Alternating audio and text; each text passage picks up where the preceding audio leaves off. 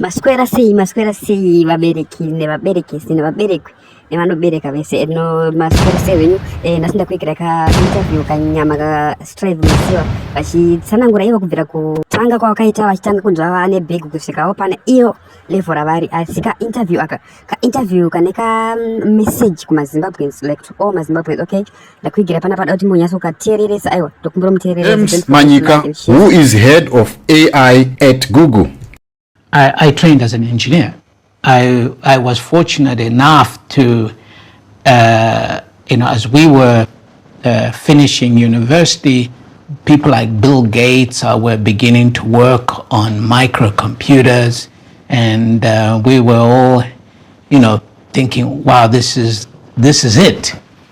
To my home country, Zimbabwe, after studying in Britain, hoping to help in the reconstruction of our country. As an engineer, my own particular discipline was telecommunications, which was about to undergo an incredible revolution.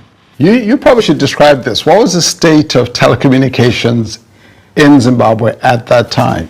Well, Zimbabwe was considered, James, believe it or not, to be one of the best in Africa at the time. 0.7% of our population had access to the telephone. And that was twice the continental average at the time, outside of South Africa and North Africa.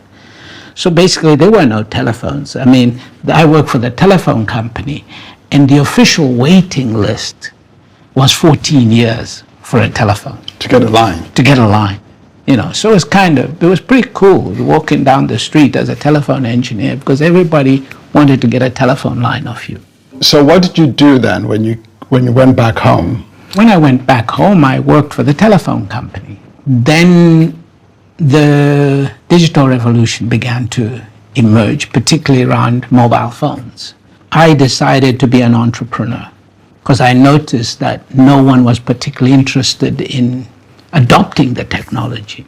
So I set up my own mobile telephone company and tried to persuade the authorities that this was the future, and they kicked me out, and we ended up in a terrible dispute over it.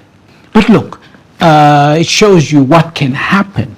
People feel threatened by new technology. That was twice the continental average at the time, outside of South Africa and North Africa.